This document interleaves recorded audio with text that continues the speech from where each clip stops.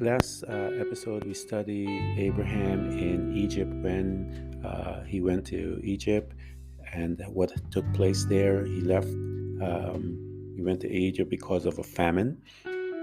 On his way there, he and Sarah came up with a story that he's a sister, and as a result, the um, the Egyptian king took her. The Egyptian pharaoh took her to marry her. He had given Abram a lot of wealth in the form of sheep and oxen, asses, men servant, maid servants, she asses, camel, all kinds of stuff he had given him. We mentioned to you that the Bible tells us that the blessing is by which he were receiving these things, and it was due to the fact that Sarah was so beautiful. And once Pharaoh had given to Sarah Hagar, his daughter, as her handmaid, also because of her beauty. And it tells us that he didn't want his daughter to be a part of a harem, so he gave her to Sarai. And when he noticed that, when he was made aware that this is Abram's wife, that's when they had Pharaoh kicked him out and say, "Get out of here, man." And so he left with all of this wealth, and he left with his wife, and Hagar came along. And the next time we see in chapter 13, where in the Bible that Abram and Lot separated. But they, as you know, what's been going on here, there's so much study behind the scenes from other sources that I want to bring that to give you a better picture as to what was happening here. We know that because of Abraham's belief that Abraham's entry here into Egypt was he brought with him the science of the skies and the customs of, this was the custom of the Chaldeans. They understood astronomy and all that kind of stuff. And he brought that knowledge, and he gave that knowledge to the Egyptian, and is believed later on it went through the Greeks. And so we see that Abraham is this man, and he is gaining wealth, gaining popularity. But there's a lot happening in his life, and we're going to try and pick that up after this message.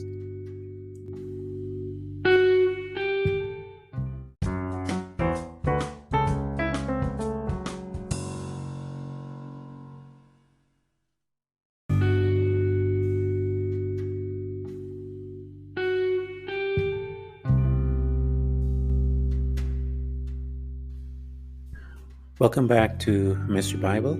As we are looking at Abraham, let me go to Genesis 13. We see that this man, he came back and he's rich. Let's look at his testimony right now in his life. And Abraham went up out of Egypt, he and his wife, and all that he had, and Lot with him, into the south.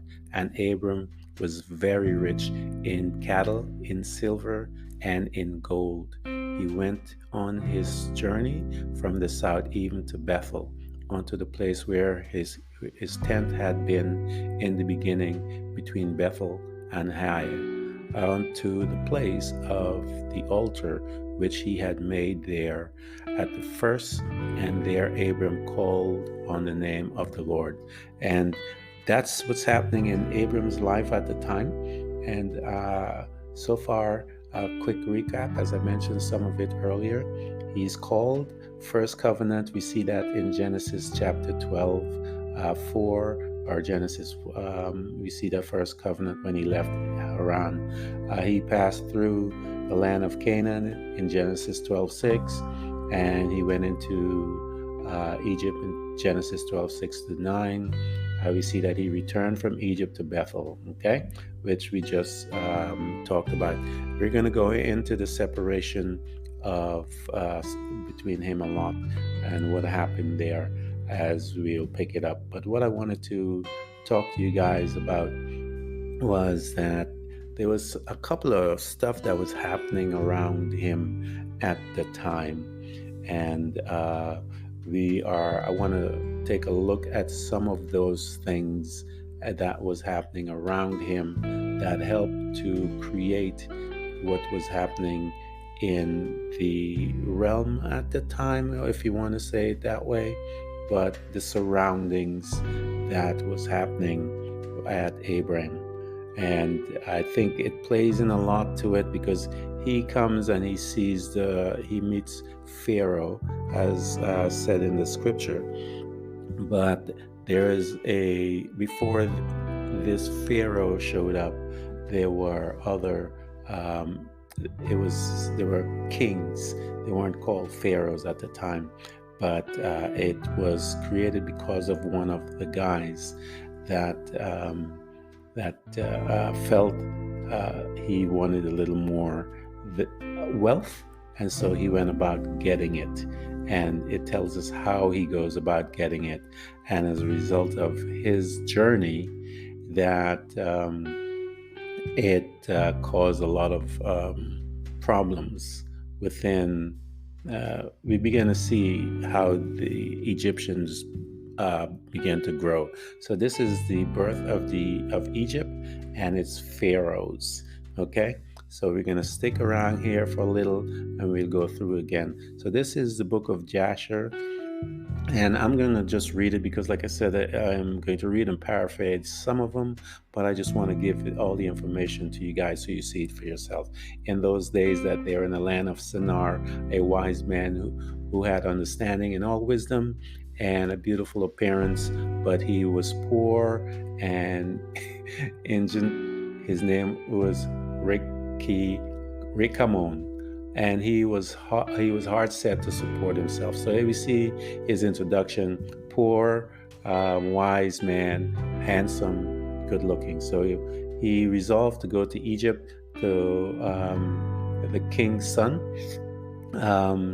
and the king Ahasuerus, the son of Anon, king of Egypt, to show the king his wisdom, for perhaps he might find grace in his sight to raise him up and give him maintenance. And Rikayon did so. And when Rikayon came to Egypt, he asked the inhabitants of Egypt concerning the king, and the inhabitants of Egypt told him the custom of the king of Egypt. For it was then that the custom of the king of Egypt that he went from his royal palace and was seen abroad only one day in the year, and after that the king would return to his palace to remain there. And on the day when the king went from his past judgment in the land, and everyone having a suit came before the king that day to obtain his request. And when Rikayon heard of the custom in Egypt, and that he could not come into the presence of the king, he grieved greatly and was very sorrowful. And in the evening he went out and founded a house in ruins, formerly a baked house in Egypt, and he abode there a night in bitterness and soul and pinched with hunger, and sleep was removed from his eyes. And Rikayon considered within himself what he should do in town until the king made his appearance, and how he might maintain himself there. And he arose in the morning, walked around about, and met in his way those who had sold vegetables and various sorts of seed, which were with them supplied the inhabitants. And Rikayon wished to do the same in order to get maintenance in the city, but he was unacquainted with the custom of the people, and he was like a blind man amongst them. And he went and obtained vegetables to sell for his support, and the ramblers assembled about him and ridiculed him, and took his vegetable from him and left him nothing. And he rose up from there in the bitterness of the soul, went sighing to the big house in which he had remained all the night before, and he slept there a second night. And on that night again he reasoned within himself how he could save himself from starvation, and he devised a scheme how to act.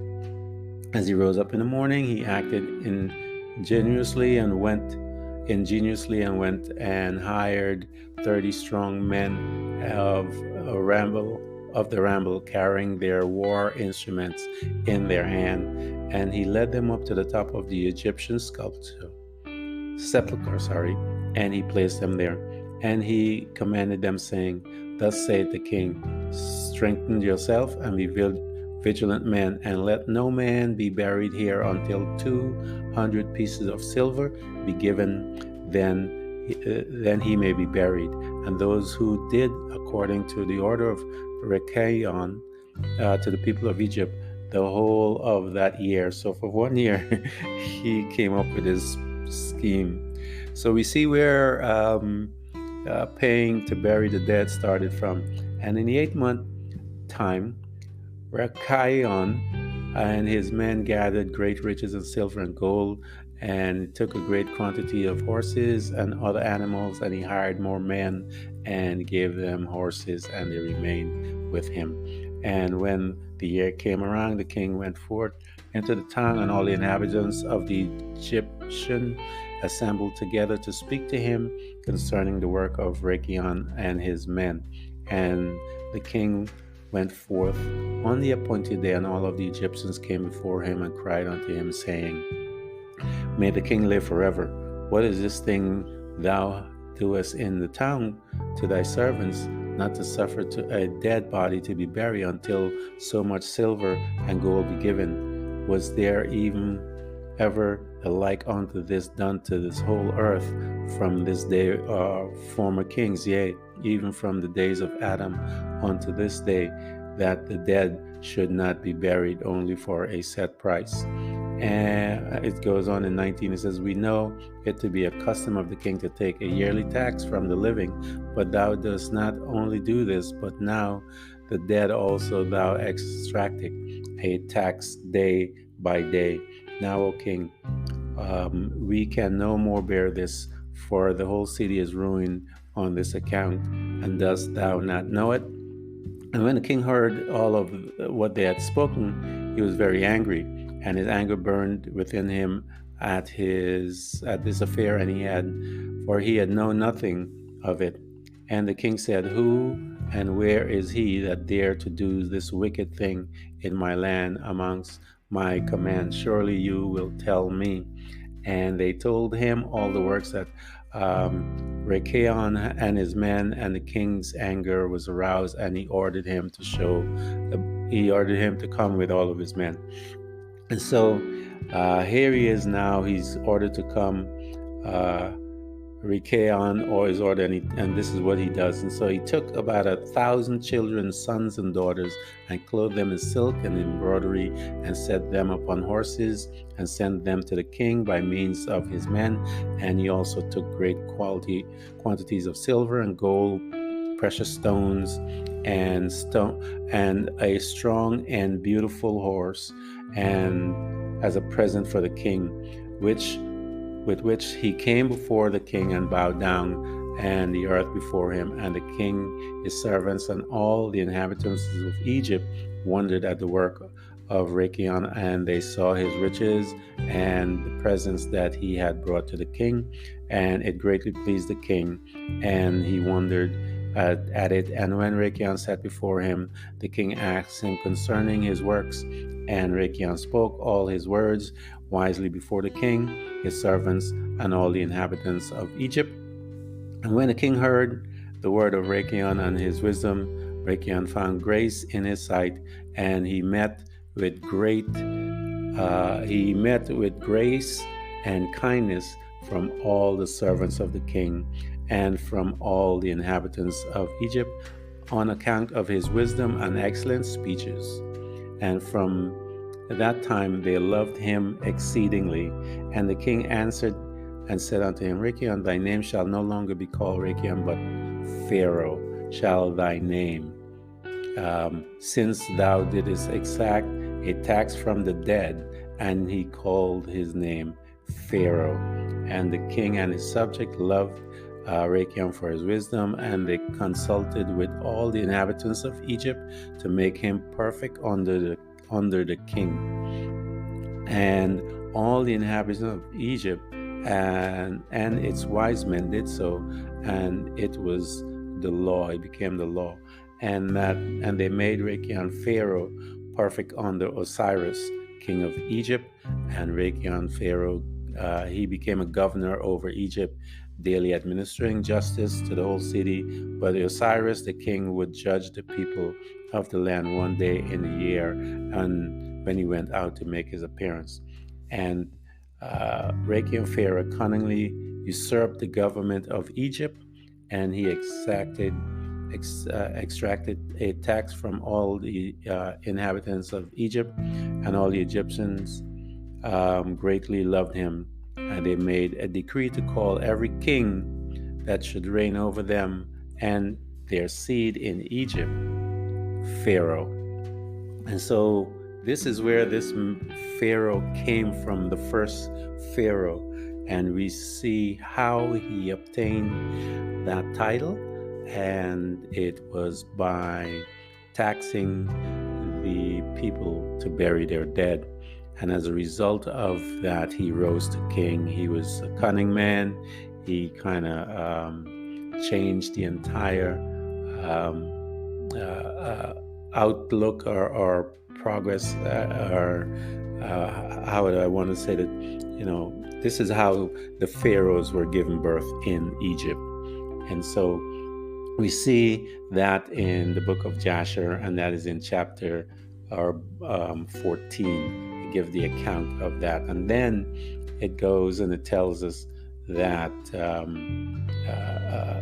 from this place, this is where we see that Egypt, then Pharaoh went forth, and in that year there was a heavy famine throughout the land of Canaan, and the inhabitants of the land could not remain on account of the famine, for it was very grievous. And Abram and all his belonging rose and went to Egypt on account of the famine. And when they were at the brook of Metzrim, they remained there some time from the fatigue of the road.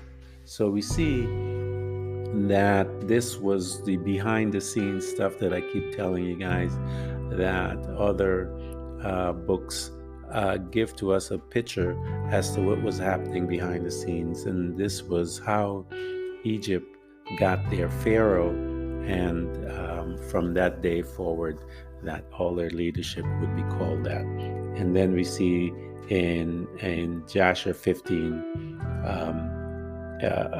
Abram heading into Egypt because of the famine, and that's Abram and Sarah was heading in there, and Lot and all of them. And that, guys, I wanted to bring that to you as to how Egypt got their first Pharaoh, and around the time that Abram was there. So a lot of history, we are seeing that he was a part of many history. He created certain things we know that was ascribed to him as created with the fields and all the things. We saw that in Egypt, he brought the wisdom of the Chaldeans with him, and that influences the astrology part of Egypt and the science that was in the Chaldeans, or of the Chaldeans at the time. So we'll be right back after this message.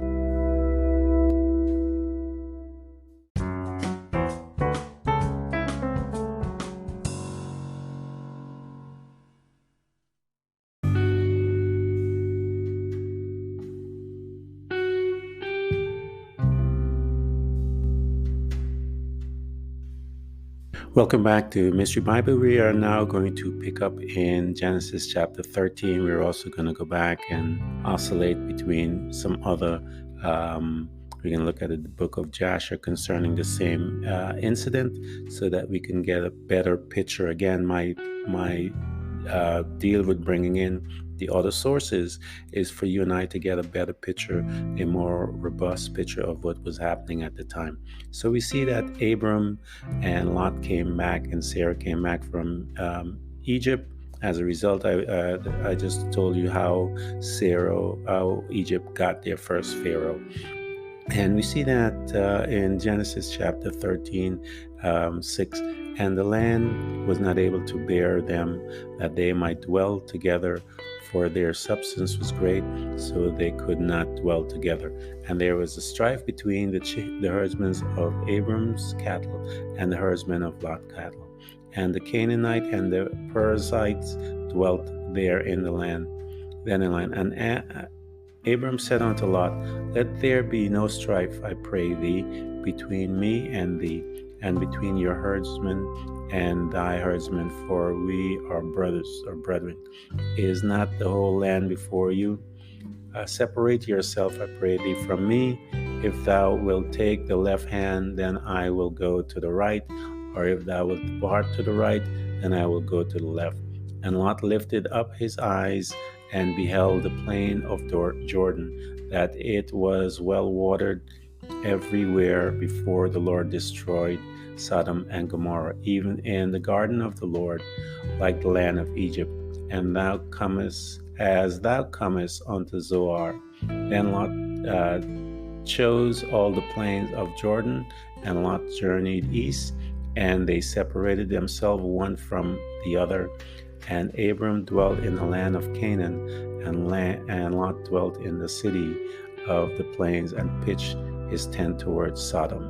And here's a little footnote in verse 13. But the men of Sodom were wicked and sinners before the Lord exceedingly. And I'm going to go and give you a lot more detail as to that verse, because the Bible always drops little verses there, and we always wonder about what went on. But I have a lot of information from other sources as to what they were doing that caused all of this exceedingly. They were sinners before the Lord exceedingly, and it's a fascinating read. Anyway, so let's take a look at the book of Yasher, and we'll see that when they came back. Let's see what the reading of that in the book of Yasher. And Abram returned to the land of Canaan, the place where he had made his altar, where he first pitched tent. We saw that. And Lot, his son, the son of Haran, Abram's brother, had a heavy stock of cattle, flocks, herds, and tents, for the Lord was bountiful to them on account of Abram. And when Abram was dwelling in the land, the herdsmen of Lot quarreled with the herdsmen of Abram, for their property was great for them to remain together in the land, and the land could not bear them on account of their cattle. And when Abram herdsmen went to feed their flock, they would not go into the fields of the people of the land, but the cattle of Lot's herdsmen did otherwise, for they were suffered to feed in the fields of the people of the land. So they were going into the land of Canaan, and Abram, his flock, he put like like a trough over their mouth so that they can feed, and Lot would not do it. And so this was what was causing the argument, because Abram did not want to destroy the people's land as a result of their having their flocks. And so this argument continues, and the people of the land saw this occurrence daily, and they came to Abram and quarreled with him on account of Lot's herdsmen. And Abram said to Lot, What is this that thou art doing to me, to make me despicable to the inhabitants of the land, that thou orderest thine herdsmen to feed thy cattle in the field of the other people? Dost thou not know that I am a stranger in the land amongst the children of Canaan, and wilt thou do this unto me? And Abram quarreled daily with Lot on account of this, but Lot would not listen to Abram, and he continued to do the same. And the inhabitants of the land came and told Abram. And Abram said unto Lot, How long wilt thou be to me a stumbling block with the inhabitants of the land? Now I beseech you, let there be no more quarreling between us, for we are kinsmen. But I pray you, separate from me, go and choose a place where you mayest dwell with the cattle and belonging to you, and keep yourself at a distance from me, that thou and thy household. And be not afraid, I'm going from me. For if anyone do any harm to you, let me know, and I will avenge your cause for you. Only remove from me. And when Abram had spoken these words to Lot, Lot arose and lifted up his eyes towards the plain of Jordan, and he saw that the whole place was well watered and good for man, as well as affording pastures for the cattle. And Lot went from Abram to the place, and he there pitched his tent and dwelt in Sodom, and there were separated from each other. And Abram dwelt in the plain of Mamre, which is in Hebron, and he pitched his tent, and Abram remained in the place for many years. And so we see that was the testimony of and the reason behind the fighting. And the Bible doesn't go into much of the reasoning behind, but like I said, other sources are around to give us an insight as to what was going on. And we see that it was because of this fight. The reason was because he was doing such madness with the taking, his ox and his flock and causing all this war amongst the people.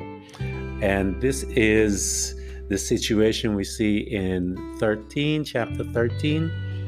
And we also see that they're separated. And as a result of this separation, we will see that Abram had to go and fight to save Lot and bring him back to save his life. And we call that the War of the Kings, when Abraham had to fight the kings at the time. And right after that battle, he meets Melchizedek and stuff like that. So we will pick up on some of those in a little while. But I wanted to go even a little more backstory about strife that developed between these two. Abraham, actually, when God had said to Abraham that your seed is going to be, inheriting the land and all that stuff, he had believed that he was looking at Lot to be this, and God, he was thinking that it was going to be Lot. That was going to be the seed that by which he's going to conquer all his promises that God had given to him. And God had said that your seed, and because of that, he allowed Lot, they believe, to get away with a lot of these things, because he actually really believed that he was going to be the one. And so because Lot felt that he was going to be the one, they felt that he doesn't have any heirs, and that Lot would be the heir of at the time, so he can do whatever he wanted to do, in other words. And so Abraham had to eventually come and deal with his nephew, and say to him, hey man, your behavior is causing us a problem with our neighbors, and we need to separate, and you go your way, I go my way. And once they did that, the Bible tells us that lots of things happen. So we see that Abram moves to Hebron. He's there, he's separated from Lot, and life goes on. And we see that it was at this thing as that Lot and the separation, Lot didn't just separate from him with the animals and his flock and all of those types of things. It also stated it states that he separated from his belief in God. And as a result of his separation from the belief in God, the God of Abram, that he went towards this particular area, and dwelt near to Sodom, where he can then live the way he wanted to live and the lifestyle that he wanted to live. And so that's what I wanted to bring to you guys concerning this young man, is that he separated from him with dealing again with his wealth, but he separated from his God as well. And he was basically seduced by this lifestyle that was going on within Sodom and Gomorrah, because as you saw, they were eating, his cattle was around that area in the land of Canaan. This is that land, like I said, that was promised to them, that Canaan descendant actually stole from them, which I mentioned to you, and the land was abundant, as you see why Lot was doing what he was doing and behaving the way he was behaving. So he thought he was going to be the one. He thought that Abraham was going to die. He was going to be in charge, and so that he can do all this stuff. And as a result, this strife took place, and they had to split up. But as I mentioned to you guys, I wanted you guys to be aware of that he had Lot turned his back on God when he walked away from Abram. That apparently that relationship was breaking for a while due to this situation that took place, and it is a shame. But Lot, as Abram promised him, he said, if there's anything where you're going to be in any trouble, just call on me, and I will come and rescue you. And we see that actually that happened. And as we go into chapter 14, and it came to pass that in the days of PHARAOH, king of Elashar, Sheldolomar, king of Elam, and Tibal, king of nations. These kings made war with Bara, king of Sodom, and with Barsha, king of Gomorrah, Sinab, king of Amar, and Shember, king of Zebulun, and the king of Bela, which is Zoar. All these were joined together in Vale in Siddim, which is the Salt Sea. And here we have the declaration of what caused the war. 12 years they served Shezadolomar. What happened? He was a general of Nimrod, and he rebelled against Nimrod after the Tower of Babel, and he pulled aside, he left, and Nimrod became subjected to him. So he had taxed the people for 13 years, and after 13 years, they had enough of it, and they said, "Okay, we don't want to handle this anymore." So there was a war. But before that, I wanted to just give you that background as to those guys. But what I want to do is spend the next episode, before we go into this war that took place after the separation, I want to take you to the place of Sodom and Gomorrah as to what was happening in there, and we'll see what happens with there. But I'll talk a little about it. I think I'll tell you what, I'll wait on that, and I'll tell it to you when it comes to the story later on. We'll go with that, because it's after Melchizedek that God comes and he's going to destroy Sodom and Gomorrah and so forth.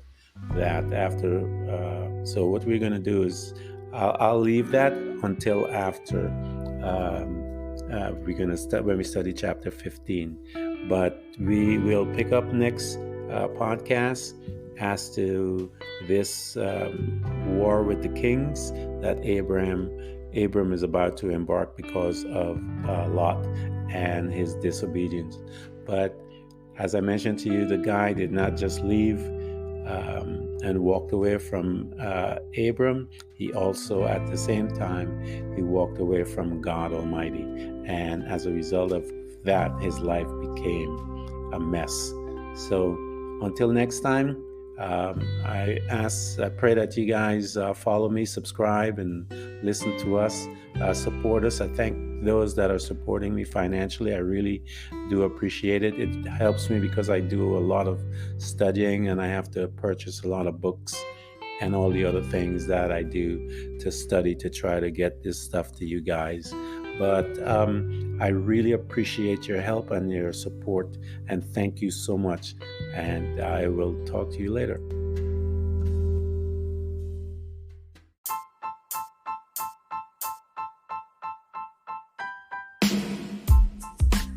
Thank you for listening to Mystery Bible. Let's walk through the Bible and learn of God and His beautiful mercies and all that He has provided for us, that we may become effective for His kingdom and change this world.